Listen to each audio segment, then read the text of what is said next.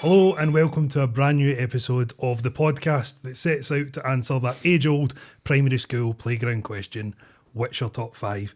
And for this episode, I'm delighted to be joined by someone who has established himself as one of the finest commentators of the game, and in my personal opinion, and many others, the voice of Scottish football, Rory Hamilton. How are we? I'm very good. That's a very kind introduction as well. Thank you, Andrew. I pride myself on my intros. So obviously we were talking just there before we came on. Scottish football is back. Well, obviously we've had some European football. We've had some League Cup. What did you make of the first weekend there of Scottish football? A bit eventful in some cases. Yeah, and unpredictable. Yeah. I've been fortunate enough to be involved in the Viaplay Cup games, so you get a look at some of the teams before they get going, and you've got an idea of who might be able to shake things up a little bit. And then obviously the sort of big 5 European teams coming in, and you almost expect them to blow the rest away, and it's not quite as predicted. I mean, big surprise is Rangers losing, Killie winning, which should probably be the headline, but isn't. But it won't be. So it makes things very interesting. It feels like it's a long break since the league last ended. Since then I've done Scottish Cup final, 2 Scotland games, which one of them lasted 2.5 hours or something like that. So I'm still getting over that. It's, you say there was a break, but I also just feel football hasn't been away because of like the World Cup and then the season extend. Not that I'm complaining, but my other half was because you just couldn't understand that there just seemed to be football on the telly all the time. But obviously week 1 the Singe is back. Tomorrow Rangers set out on their European adventure, and that's going to lead us on to our first category. Now, you were part of some very, very memorable nights and atmospheres at Ibrox, and what I wanted to ask you was the top 5 atmospheres that you've experienced, whether that be as a fan or whilst working. So what are your top 5? And you rightly mention Rangers run. And I think it's difficult to separate particular European nights at many club grounds, but particularly Celtic and Rangers they stand out above anything else that I've experienced in Britain. And I think that the Leipzig game in the semi-final absolutely sticks out. I've been at countless ones at Celtic Park as well. So out of principle, I'm going to leave. They are in the top 5, but I'm going to leave Celtic Park and Ibrox out because they are brilliant. They are magical nights, and they're unique, and that's what I love about atmospheres. But they're obvious choices. Okay, so I appreciate that. To make things a little bit more interesting, I'll pick a few random ones that are associated. Well, I'll take the first one associated with Rangers run was away in Belgrade against Red Star in the Maracana, and that place was absolutely bonkers. I've never experienced anything like that. That's the one with the tunnel with like the graffiti and all that down it as well. That tunnel, which they've actually painted in some nice bright colours now, and it's not quite as intimidating, but still, when you're walking down past all the Robocops with their batons and the Alsatians barking at you, it's that still sends a bit of a shiver down the spine. But I mean, the whole city was like that. The closer you got to the stadium, our car was stopping at lights, and another 100 of these riot police would walk past. Wow. And the word from our guys were that they would bring all the police back from some of the borders, and there'd be 20,000 extra for a big game. That's madness. I mean, it's unbelievable. That's mad. Yeah. So that was a special occasion, and Rangers getting through just made it for something else. Which was great night that. To counter that, Celtic away from home. I think I've had some good nights with Celtic in Rome against Lazio. really stands out for me. Away to Zenit St. Petersburg was good, but their ultras weren't in the ground, so it wasn't quite as intimidating as maybe it could be. The one that I really enjoyed was Copenhagen. Right. The Parkenstadion, and I've seen it at the Euros as well, and the place was absolutely jumping. Maybe not so much for the game, the build-up and the half-time and the full-time was just unbelievable. I don't know if it's like they cranked the tunes up to a different level or what it was. Maybe there was an extra percentage in the beer or something. That place was going absolutely crazy. I know quite a few of my mates were over for that. One of my mates actually ventured from Glasgow to Copenhagen and then met us in Bristol for a stag do. So he was on a bit of a high from the trip, but also not wanting to be there. But he talked about that. He was in with the Copenhagen fans, and he said there was no kind of bother like at all. Him and his dad were sat in amongst it, but he did say that the atmosphere in that game was unreal. Unreal. Yeah. I'm going to throw in I don't know if this is allowed, I'm going to throw in a rugby game. Absolutely. Oh, okay. Absolutely. I probably could have put in more because I've had some really special days at Murrayfield. But again, try and think up some different ones. I was away at the World Cup in Japan, and in Yokohama for the Japan-Scotland game. Right. Turned out to be a defeat for Scotland, which knocked us out the World Cup. But it was an atmosphere that I've never heard a noise like it. Right. When you travel around, usually Europe, with work or with Scotland to go to games, you experience different noises. And Japan produced something completely unique. But it was brilliant. There were families. The game got played just because Typhoon Hagibis had That's right. stormed through the country. I remember refreshing like BBC Sport constantly because it was quite close before they decided the game's going to go ahead, and that I think added as well to the whole build up because it was such a big game result wise. What would happen, and then obviously from our end, so I can only imagine what it was like over there, like waiting and waiting and waiting. Absolutely. I mean, we were in Tokyo the night before, and it was the wind storming through the city, the rain. It's like being at home. Well, we stayed in our beds until about 8 at night before we sort of ventured out, and it was complete calm in the city, which was quite odd because there was nobody around. And Tokyo is usually just this bustling lights and noise. So disappointing result, but brilliant game.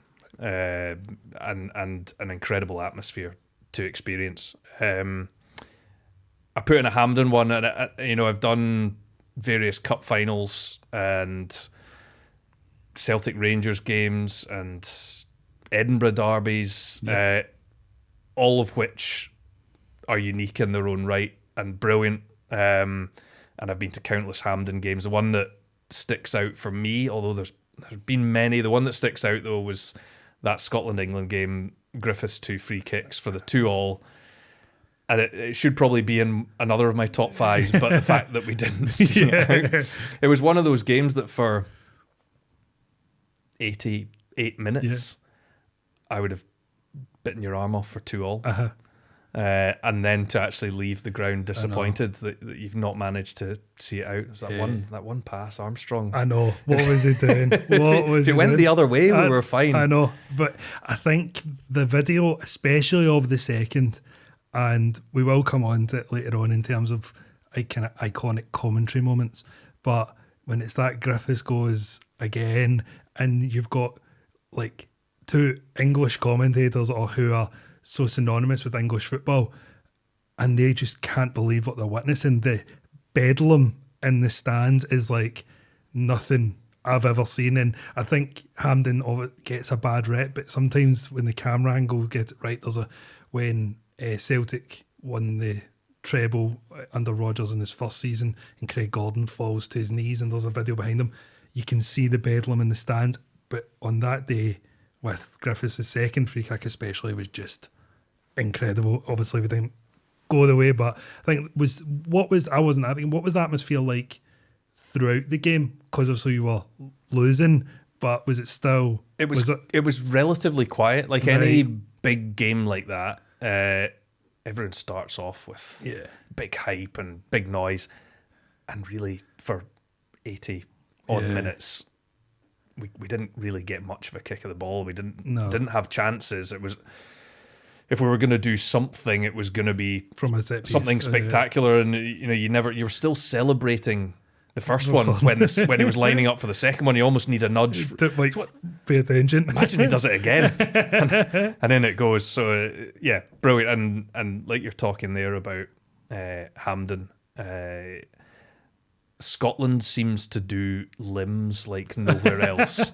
Where people just absolutely lose the plot. Every energy that you have, every part of your soul is engaged in that moment. But I think it's just years of frustration and heartbreak. You just get absolutely like said. I had Ray Bradshaw on one of the episodes, and we talked about the Israel game, and it was. The atmosphere of that game was very tense, and obviously you concede an early goal, then you score, then concede straight away, then you have a goal chopped off, but then it's given, and then you have the last minute. But that 15-20 minutes after the full-time whistle is like nothing I've ever experienced. Like, no one left.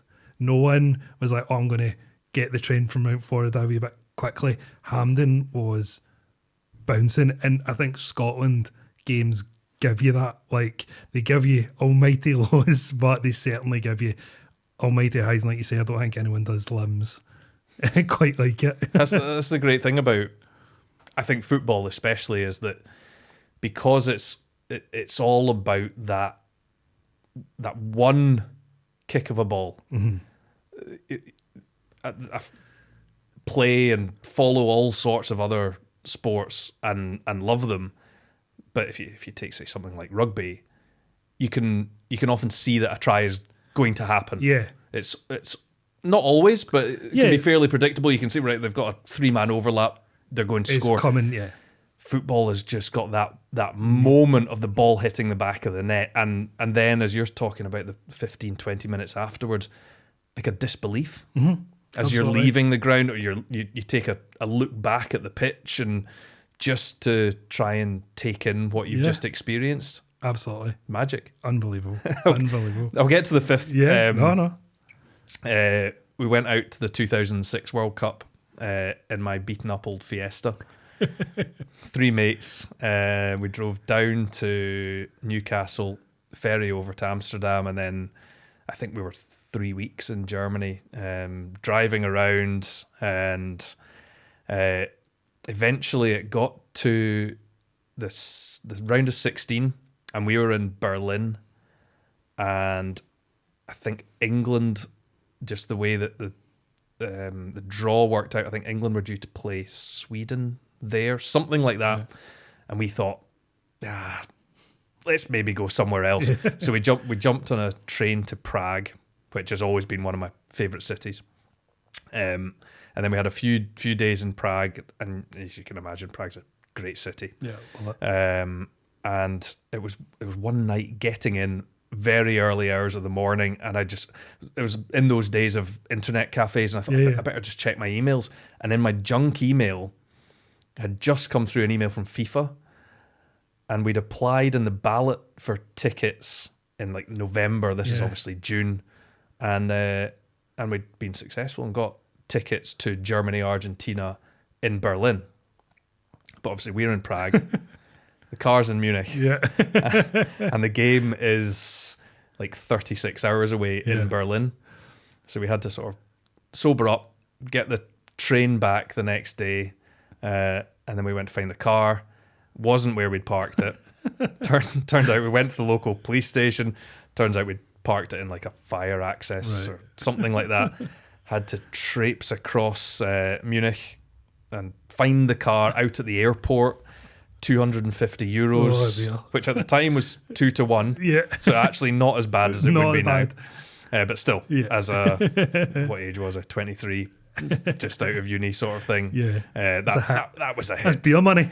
Yes, a lot of it. And then we drove up from Munich to Berlin, which isn't a short distance either. We got in early hours of the morning, couple of hours kip, and then out to the Olympiastadion, wow. Which was brilliant. We saw Germany went through. I think Argentina went out on penalties. They'd left Tevez on the bench. Messi got subbed off, so it was slightly before their absolute peak. But you still knew that was probably a sort of decisions they'd regret. So we went to a couple of really good games of that World Cup. Westfalenstadion in Dortmund and the Olympiastadion were pretty cool. A good journey there. There's some incredible atmospheres and stories there as well. Now, kind of through that, as mentioned, you've got moments of iconic commentary like Griffiths, and I wanted to ask you your top 5 commentary moments from other commentators. I've got my 5 here that I'll quickly run through, and they may be on your list too. So I have the Aguero moment from Tyler, which I think is so iconic. Peter Drury's Roma has risen poetry. Andy Gray's Oh Your Beauty with Gerrard. Any Peter Martin, or especially after a Celtic European game when you would quickly turn on the radio to hear him. And also, technically not commentary, but Steve McLaren's commentary for Sky Sports News in the Iceland game, when he's specifically talking about how we just keep them at bay, they've only got this one boy, and then he rifles it in. So there's quick 5 for me. Some may be on your list, some may not, but what are your top 5 iconic commentary moments? They're very similar. I missed that game because the Iceland-England game, because it was on a ferry in Chile. We were crossing over from Argentina to Chile, and it was this ferry, and there were like dolphins at the side of the boat, and it was huge mountains, and the clouds were just hovering above the water. It was absolutely stunning, and all I could think was, I wonder what the score is. Amazingly, I had that. We did like the Euro predictor, like one of my friends very into it, spreadsheets, and had it all, and you predicted the whole tournament, and somehow I predicted Iceland 2, England 1 in my predictor, and I went on to win that predictor, but I think that was a big sign of things to come, because I think I entered it wrong and got absolutely lucky just by chance. Well, there's a few that I can cross off because Martin Tyler, it is, you're quite right, it's an iconic piece of commentary at such an important moment. Manchester City getting the title ahead of their City rivals. The aspects of it that I love,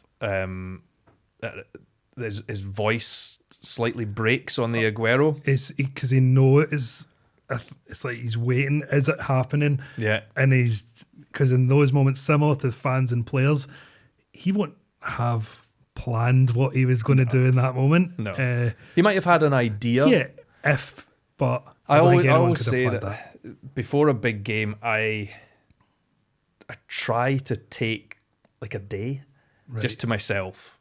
I love hill walking, so if I can get up into the mountains and just by myself, and it's not to. Some people sort of ask if you prep lines. Yeah, not necessarily. No, I don't write them down beforehand, but sometimes you might think of a scenario, and I would have thought Martin Tyler before that might have thought, wonder if there's a last minute goal that wins the title. I've got no idea. He might not have, but that I do that sort of thing. Or in a game, what if, kind of obviously from a very memorable one from my perspective would be when Morelos missed that penalty, and it was he simply doesn't score in this fixture. Now I'm under no illusion that you thought I'm going to write that down, but in the back of your mind when he's stepping up, you're like, his record against Celtic's poor. And so you start to probably think on the spot about things you've maybe taken during that day. But as you say, I think you can tell commentators don't, or the very good commentators, they're not reading from a script. No. They've maybe taken a wee, as you say, a day or so to prep it. But those moments, and that Aguero moment is, because I think he gets a bit of stick sometimes as a Manchester United fan, especially Liverpool. Like when Liverpool score, he's like, goal, but like I think every fan thinks that 100%, commentators are against them. 100%. But I think with that Aguero, like that put everything aside because he was just in that moment. We've just witnessed one of the best sporting moments of all time, and he got to be the one to commentate on it. So I think the Aguero moment is just. I love the line after it.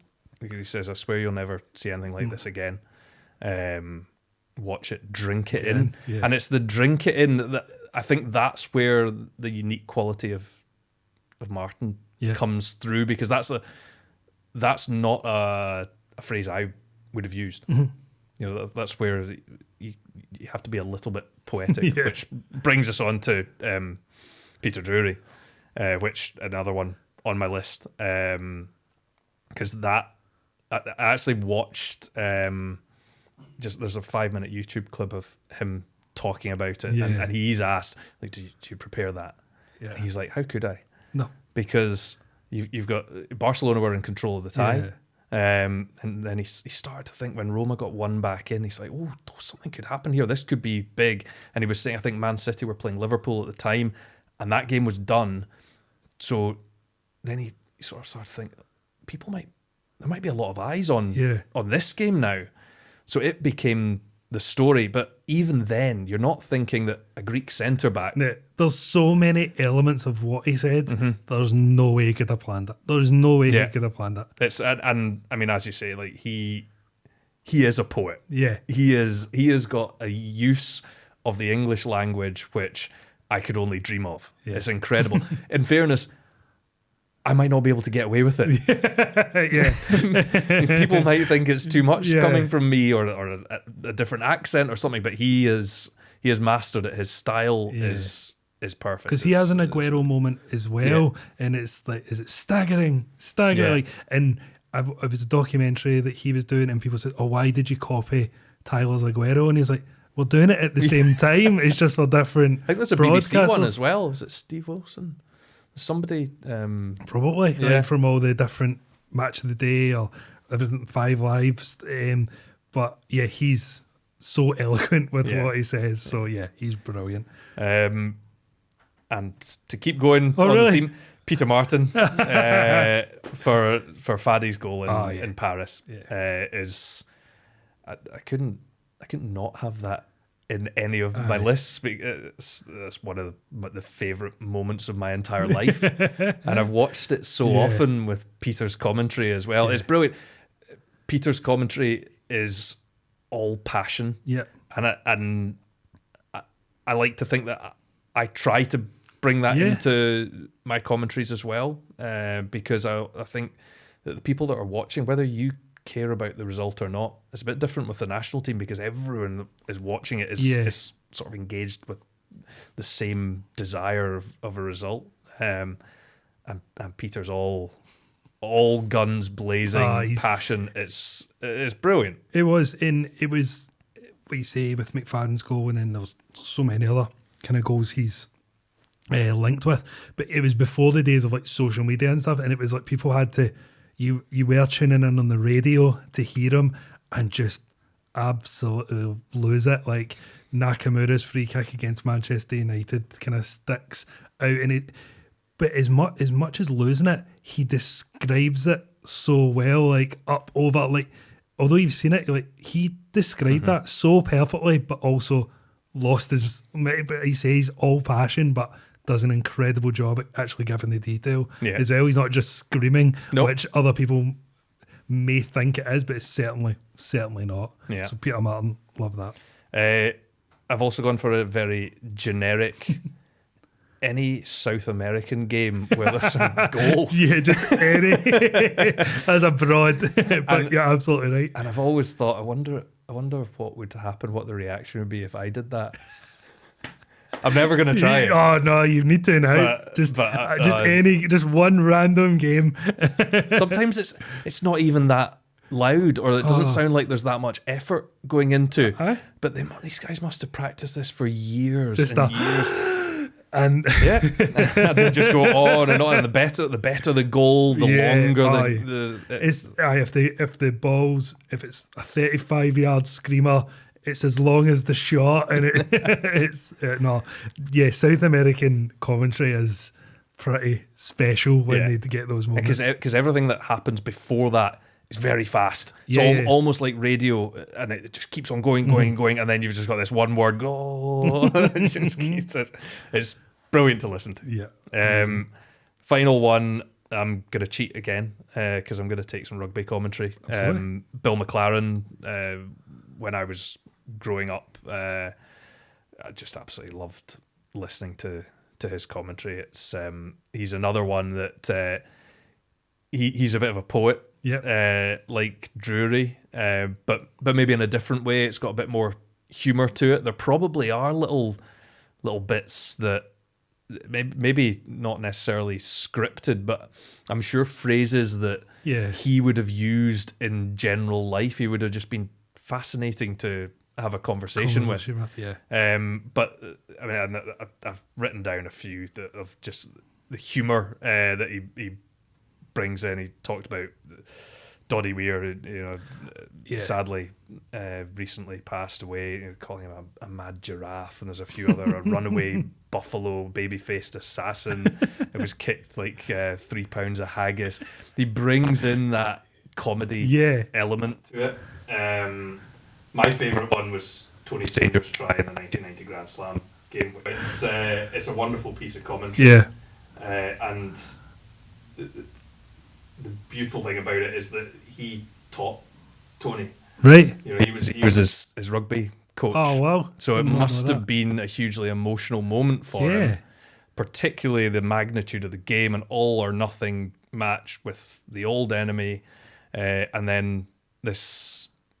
He'll see the 5-year-old kid that was kicking a ball about the park and teaching him, this is what you do, and he's putting it into practice at the highest level. Wow. Different to the other commentators sometimes that we've talked about, and maybe it comes down to the sport and the element that I said before, that sometimes you can see a try before it happens. This one you couldn't, but it's hugely descriptive. But he's also got so much information in there. Doesn't get caught up in the moment, which he very easily could because of his personal attachment to the player, and also as an ex-Scotland international himself. I'm sure he was very passionately wanting Scotland to win, but sometimes you can't do that. He's broadcasting to the whole United Kingdom at the time. So I think that's a real skill, like, because as you say, it's hard for commentators to have a team, but when you are commentating on your nation, and it is different potentially when it's really just my nation that's watching, but when the opposition are watching, you have to maintain that level of professionalism, and that must just be very, very difficult.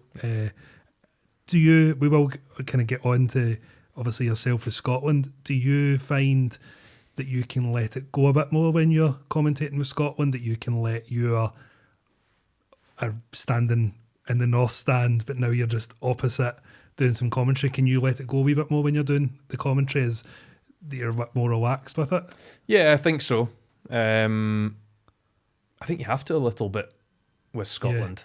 I would struggle not to. I think you do have to rein it in a little bit from maybe some of my performances in the North Stand. I don't think that would have got me sacked, I'm sure. But yeah, I think it's important to be passionate about the national team. It would maybe be different if that say Scotland were playing Wales, right, and the channel was being broadcast to both Wales, Scotland, England, Northern Ireland.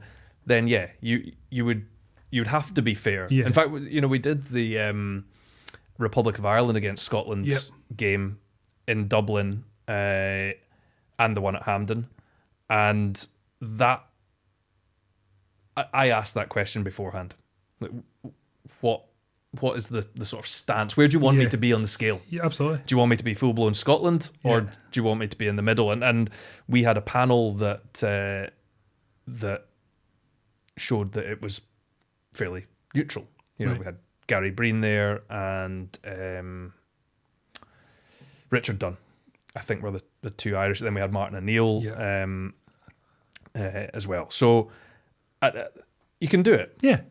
And actually, Ogbene scored an absolute beauty for Republic of Ireland. It was an absolute cracker, and I didn't hold back on that. So if there's a moment that you see that it, warrants, call it as you see it, yeah, absolutely. So that's something that maybe takes a little bit of time to get used to and a bit of training. Yeah, especially when you do have games where you are allowed to kind of let loose a bit more, and you have moments where you can go. I think it resonates from a kind of spectator's point of view, like when you have, for instance, Michael Stewart, like you can hear him in the background to yourself, or like Ali McCoist in the background going mental and celebrating. I think that just adds to the moment for the people watching at home. Not necessarily in that moment because they're celebrating themselves, but when you go back and watch it, I think it just adds another level to it. Kind of leads on nicely to the next topic of iconic Scottish national team moments. Again, I think you've been relatively lucky since taking over the commentary. We've already had quite a few, whether that be the last minute goals against Norway or the amazing result against Spain. So either as a fan or whilst commentating again, your most iconic Scottish national team moments. I've included Norway and not Spain, interestingly. Spain was a weird one. It felt huge. It was controlled. But it was comfortable. It was, I think the interviews after it were great, of Rory complaining and getting called out about it as well. There was just like you say, an element of control. What was hilarious was that the whole stadium was blowing for the full-time whistle. I'm like, we're 2 up. And for 5 minutes they were like, please ref, end this torture. But yeah, it was an odd game. It was comfortable. Yeah. It was controlled. Yeah. But Norway makes my list. Incredible. That I couldn't see coming. No. We hadn't from it, played particularly well. I think John McGinn had maybe had a shot that went wide of target. Norway hadn't had much either. No. It was going to be something like a penalty. Yeah, they hit the bar, but even it was it was poor defensively, so kind of let them have that one. But as you said, there was nothing really. There was no big moments of there was nothing coming. Yeah. I think even Dyke's goal kind of came out of nothing. You thought the ball was away because it was like kind of the wrong side of McLean, and you're like, oh, that was the moment. And then out of nothing, it appears. But kind of like you say when rugby's, when you kind of can see it coming. With the second goal, it was really bizarre because your commentary tied in really nice with it. Like, could Scotland offer something else here? And at that moment, I was like, Scotland are going to score. Like, it just felt that way. So that's one of those moments where being there makes all the difference. Yeah, sometimes you broadcast, it's called off tube, and you're just watching a screen. Being there, you saw all the space opening up. And when Norway kicked off, their two fullbacks, I think Melling was on the left, I can't remember who was on the right hand side, they bombed forward because they were like going for it. The group's not looking too favourable for them at the moment. They lost in Spain and they drew in Georgia. They were thinking, look, we need to get 3 points here. So the fullbacks bombed on. The minute that possession transferred to Scotland, and it ended up at McTominay's feet on the right hand side, and I thought, he's got loads of space here, but what can he do? And as he's about to, you can see he's launching the crossfield ball, and there's 3 of ours to none of theirs. Because before the camera pans out, you can hear Michael Stewart go, McGinn's free at the back post here, and then it pans out and you see the space. So as you say, like when you're there, you have that unique perspective, but from the way the camera was, it was tight on McTominay. And then when he pings it, even at that moment, you're just like, there's so much space to make a decision here. Mm-hmm. Is he going to take it down and shoot? And that one just, at that moment, it felt like a goal was coming. But even when the ball hit the net, I still couldn't really believe what I just witnessed from the moment of the first goal to that. Just well, I mean, it's like the Griffiths one. You've not calmed down. No. Your heart rate is still up here. When things are still happening and you're like, oh no, this is going to get me again. I'm going to peak once more. I would say your emotion definitely took control there. The two of you just lost it. It was great. It was great. You can't. I think that's one you just have to let yourself go. It was brilliant. Scenes in the hula pad. Not textbook commentary at all. Oh no, it was fantastic. But it would still be one that would go on my show reel. Absolutely. Absolutely. So moving on. So that's the sort of most recent one out of the way. My first away game with Scotland was Lithuania away 2006, which was that group with France, Italy, Ukraine, Italy. That was Chris Boyd, Lee McCulloch, Barry Foote, whole Celtic Rangers kind of made up the core of the team. Which is certainly not the case now. No. Christian Daly and Kenny Miller, I'm pretty sure, got the goals that day. We won 2-1. But that kind of started my journey as a Scotland away fan. Right. Which it's not something I've ever done. Go to Scotland away game. It's great. Yeah, it's not. All I hear is good things. I think already people in the group chats are going and planning for Germany next year, getting a wee bit ahead of themselves. A wee bit ahead of themselves, but it's one of those people are already kind of starting to talk about it. And I think if Scotland were to make it, I think my away trip would certainly be on the books for that. What I love about it is that it often takes you to places that you wouldn't necessarily go to holiday. Yeah, I mean, I've been all over Lithuania being my first one. That's not necessarily somewhere that I would have been booking a holiday to. Albania was brilliant. Absolutely, honestly, people were great. Sometimes being a part of the Scotland support, you do get quite a warm welcome. Yeah. It is generally pretty well natured, well policed amongst. Yeah. It's a lot of people that are there for a good reason. time. Yeah. Same reason. So that was my first away game and started. So it all ties in. First. Well, I was thinking that my first home game was Sweden when John McGinley scored. It was about 95, something like that. But then I remember that we went as a boys' club to a Faroe Islands game that I think was before, or San Marino. But I can't remember when it was. We've played them both so many times. Yeah. First Scotland game was Scotland-Australia when Ali McCoist scored. That was my first ever football game.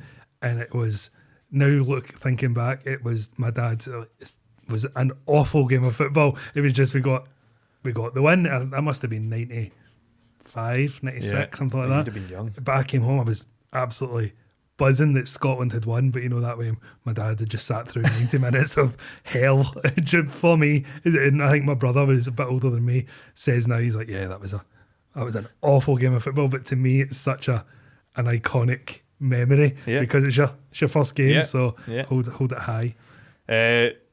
Serbia's in there. Just to break that duck of a major tournament, to do it on penalties.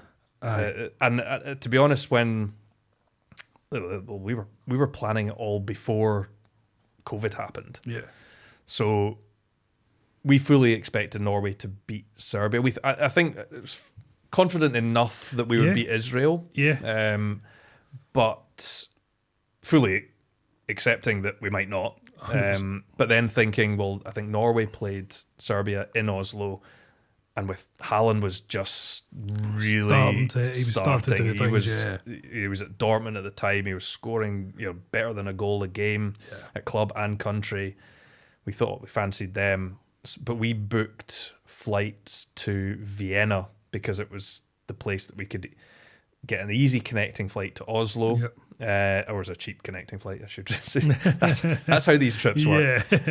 Or we could get, there was a bus or a train connected us to Belgrade, so that was the plan, and then obviously COVID struck and it all went haywire. But that whole journey was an interesting group.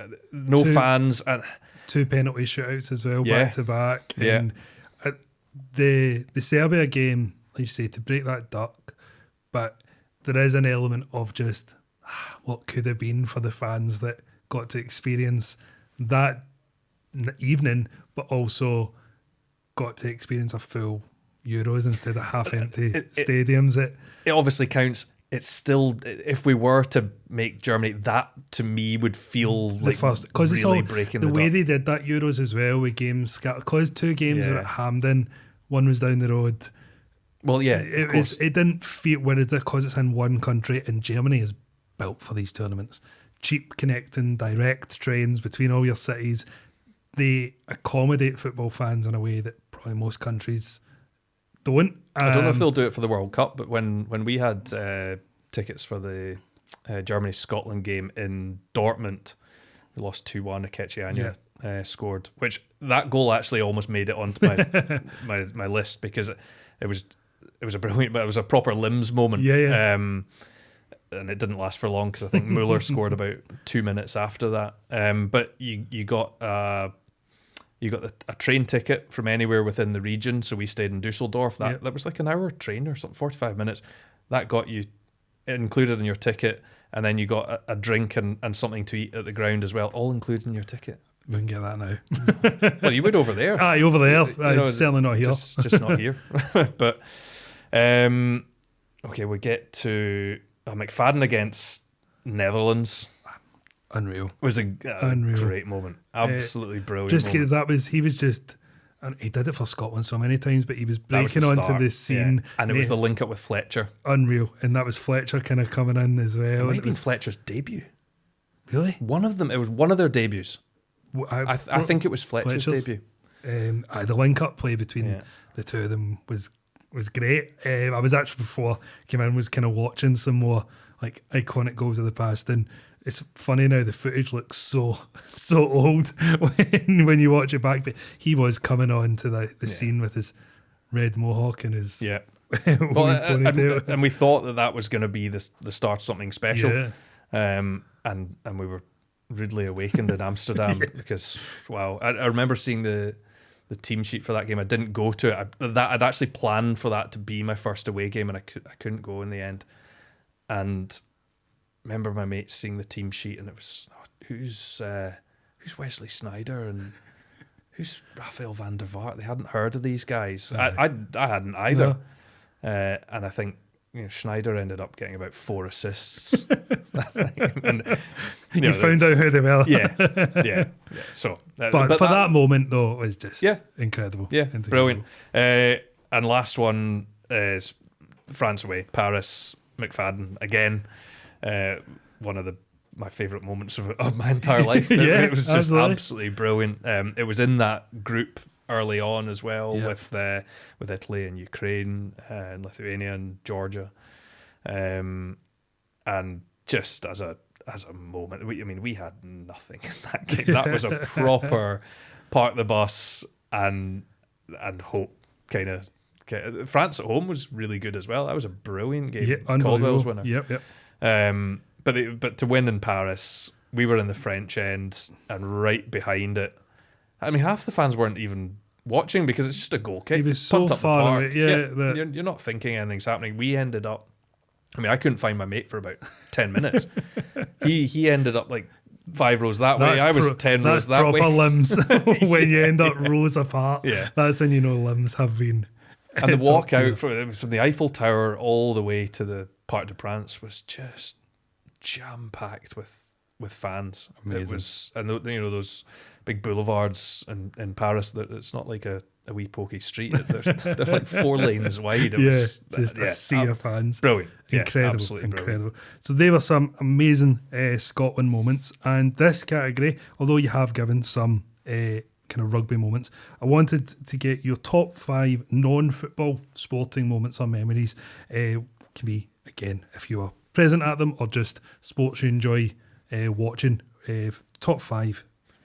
I tried to keep these to different sports. I've got a lot of great rugby memories because I've been to so many games.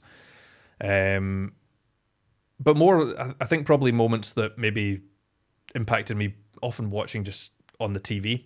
Yep. One of the ones for some reason just really emotionally stirred me, and I can I know now because watching Andy Murray is emotional. Yeah. But I remember, so he'd lost the Wimbledon final in 2012, and then he came back and won the Olympics. And I just remember how he broke down at that moment. And, you know, Olympic gold is obviously huge, but probably in tennis circles, the other 4 Grand Slams mean more. So it probably wasn't the biggest win of his career, but it felt huge because he'd had that massive setback. Low, I used to think that I loved watching tennis.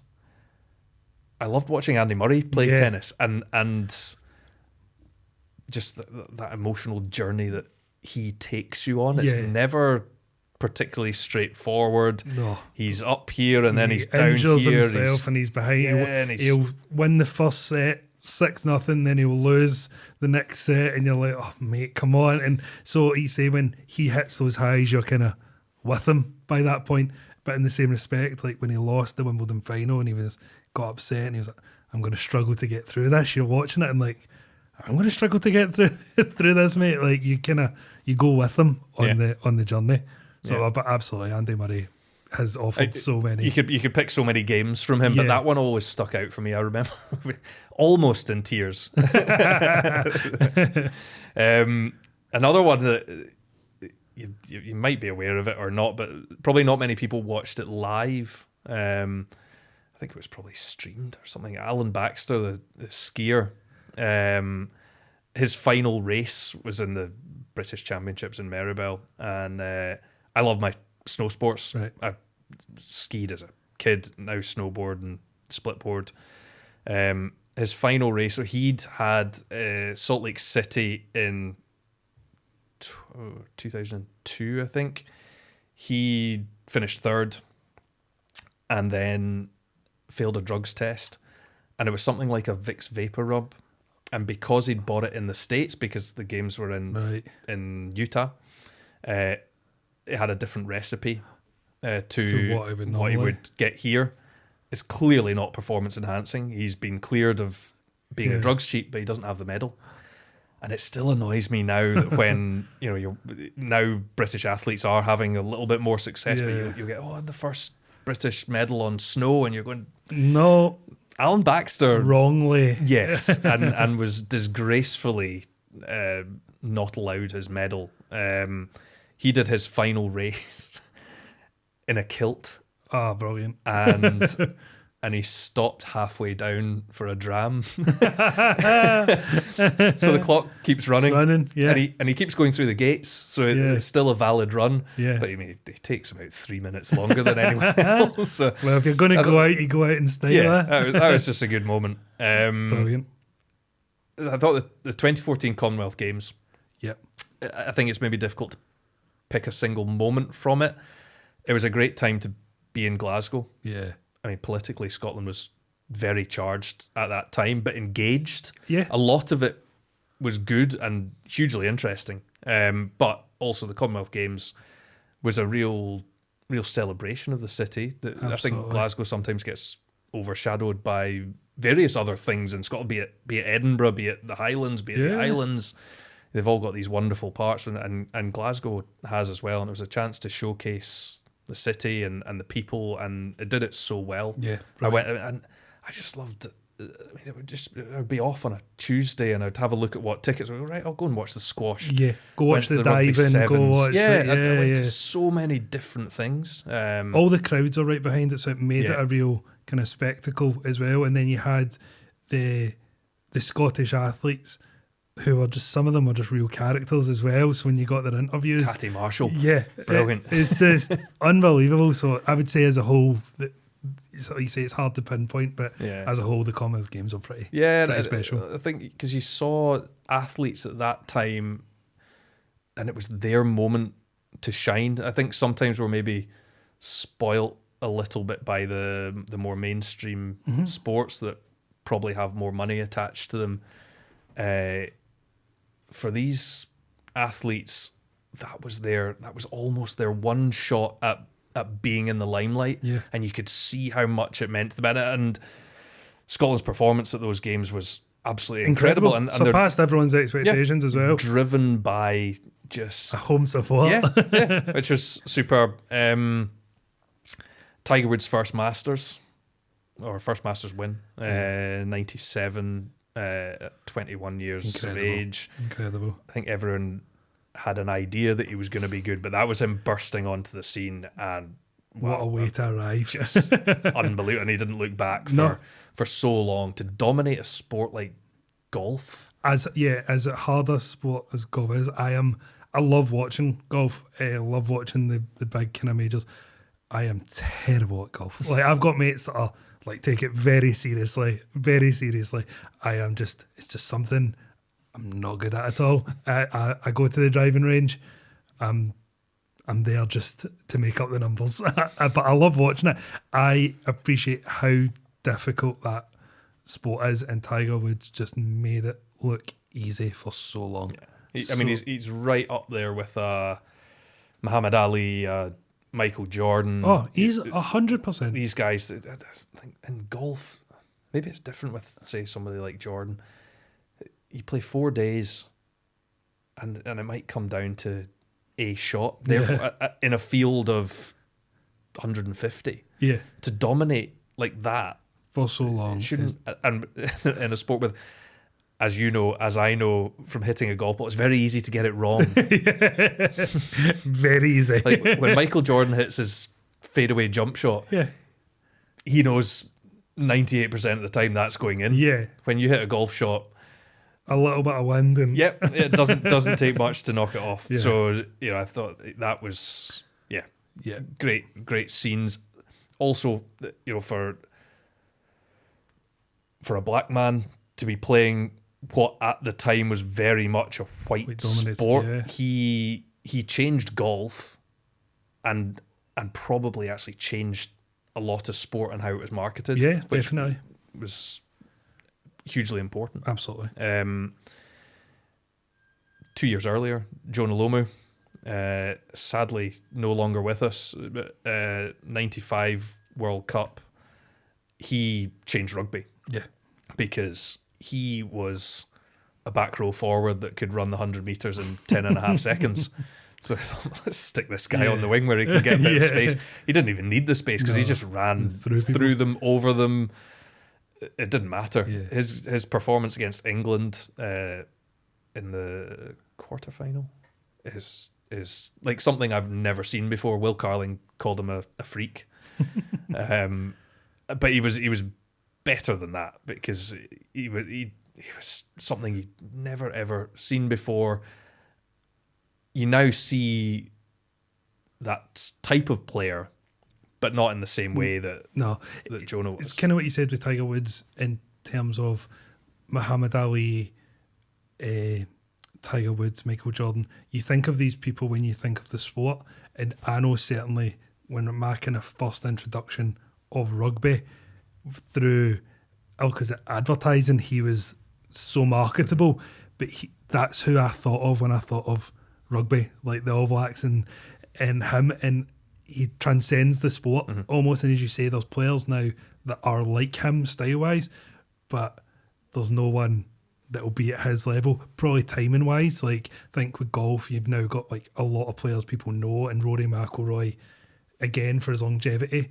But I say Tiger Woods, Michael Jordan, Muhammad Ali, they changed the sport. Maradona, they changed what everyone kind of knew, and that's why 30 years, 40 years, even longer, you're thinking of these. Yeah. When you think of these sports, you think of these people. Yeah. So absolutely couldn't agree more.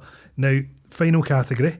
I left this up to you. We are running out of time, but we will rattle through this one, and I gave you a guest choice, top 5, and you got to choose the category. What did you go for? So I've gone meals. Brilliant. Love my food.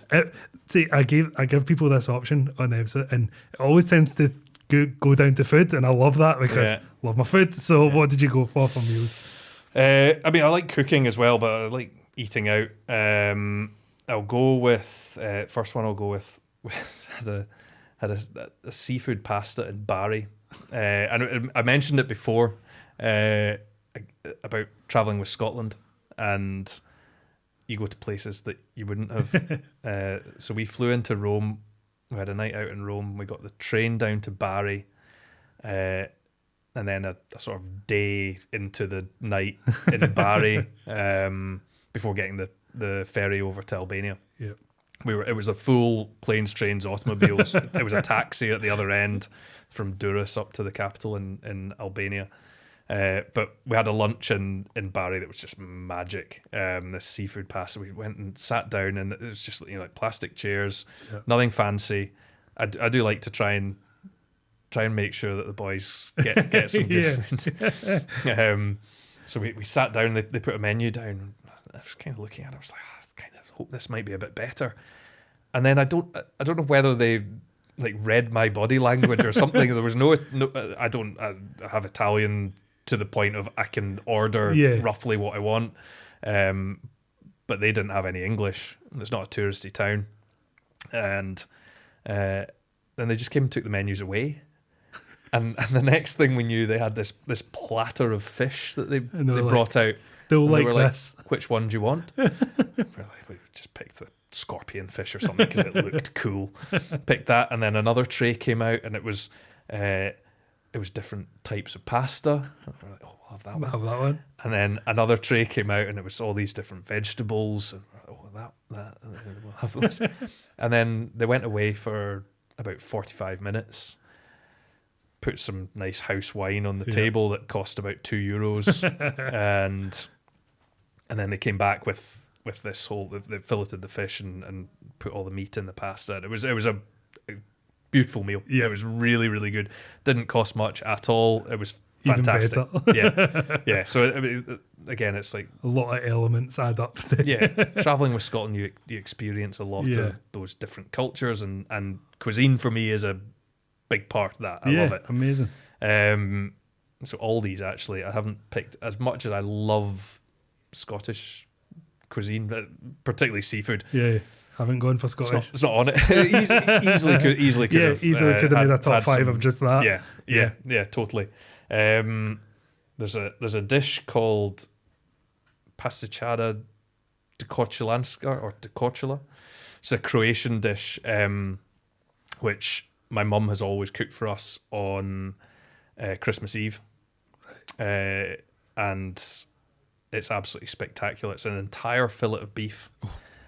And then you do a full knife stab into it 10 times or something. And in each stab wound, you stuff it with garlic and prunes, little bits of bacon, and then you slow cook it in red wine and tomatoes, and then so when you slice it, everyone gets a slice. Comes with these little dumplings. You slice it, and so you might get a bit of garlic, or you might get a bit of prune. You don't know. Mouth's watering.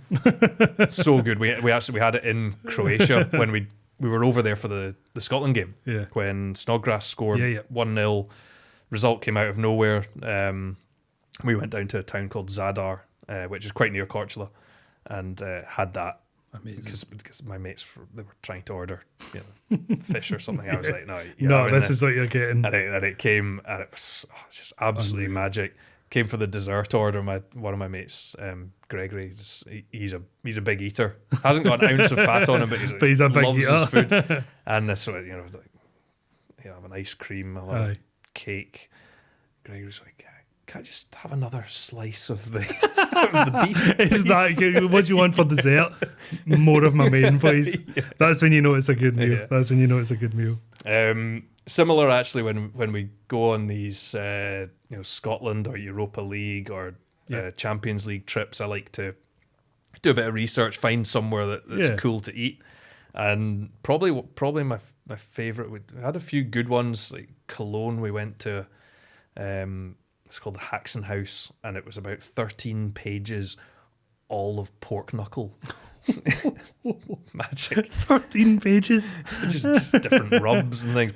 Poor Connie McLaughlin's vegan, and I'd picked this restaurant. But that one doesn't make my list. The one that does is a place called Nasi Maso. It might be a different pronunciation, in Prague, which we were there for the Sparta Prague Rangers game.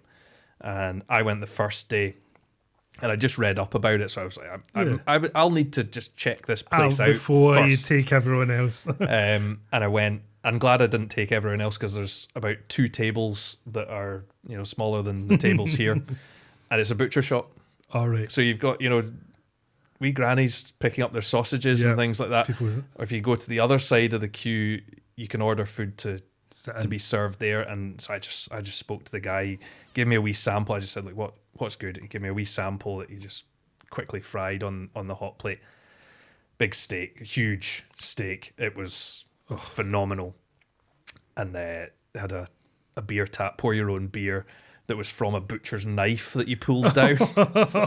This place was sort of my heaven. It was absolutely brilliant. So I brought Emma Dodds the next day. We had our pre-match meal there. Brilliant. And so we shared a burger starter and then a steak main course. I mean, when it starts with a burger, you're onto something special. So that was good. Yeah. My favourite thing to cook, I love doing barbecues and things like that, but my favourite thing to cook is goat curry. Right. I spent a year working in Guyana. Oh, well. As just after school, so 17 years old, went out there, and goat was kind of there. Not quite staple. We had beef and things down there, but that was, I guess, that's probably the national dish. Yeah. So I've since found a few really good goat farms. Incredibly, there's one. My mum and dad live up in the Highlands. Tiny, they're out of a tiny wee village. Right. That's probably got about 100 people, 3 distilleries, and they're right down on the Spey. Yeah. So I mean, there's nobody really around them. And then my mum messaged me and said, "There's a place that you can get goat meat up here. It's a 24-hour goat vending machine." From the goat farm up the road. It's incredible, just in the middle of nowhere in the Highlands. A goat vending machine. Yep. Wow. So that's pretty special. Whatever meat and make a curry out of that and some roti to go with it. That's kind of my speciality, I guess. And it's sort of been incorporated into the Christmas meal as well, which is quite nice. I'll finish on the best breakfast I've ever had was the Tokyo Fish Market. So when we were over there for the World Cup, this would have been the morning after the Yokohama defeat, and I was flying back because I had to come back for a League Cup game. I can't remember what it was. I think it was at Motherwell. Sarah got to stay on for longer and enjoy some more of Japan. I had to come back. The fish market is the most expensive breakfast I've had, but it was, at least it was good. Unbelievable. Just, the guys cutting the sushi, and was it the big king crab claws? They would come. You would be holding it, and then they'd bring a blowtorch just to cook it. I would wake you up in the morning. Yeah, so good. So I went straight from there to the airport and home. Well, what a way to finish your trip. I'm absolutely starving now. I came straight from work and I am absolutely starving. So that was brilliant. We got through all 5 categories there, and you gave me some incredible answers and some incredible insight to what it's like going away for work or just going away in general. Now the hardest part, we'll go through this nice and quickly so you're not overthinking it too much, but we now need you to pick your top 1 from each category. So we will start with the top atmosphere you have experienced. I'll go with the Yokohama one. Japan against Scotland. Just how different it was. Yeah, Pips Belgrade, I think. Commentator moment. It's Bill McLaren for me. Tony Stanger's try in 1990. Just the emotional levels to that as well. Your number 1 Scottish moment, I think you said that. That's easy. France away. Top 5 non-football sporting moments. I'll go Tiger, I think. Yeah, just for what it meant going forward as well. Yeah. And finally, now this is probably the hardest one. What is your top meal that you've had? I feel like I'll upset my mum if I don't pick the passachada. I think she calls it Korczolanska. The passachada is that would be my You're gonna go go-to meal. She always talks about it as our like hangman's row, your last meal. It's like, let's not get ourselves into that situation. Yeah, I just want to have it tonight, not as my last ever meal. No, that's fantastic. But no, that's all 5, and we have created your top 5. So thank you so much for coming in. I really, really appreciate it. Thank you all for watching and listening. If you could like, subscribe and follow, we'll be back with more episodes soon. Cheers.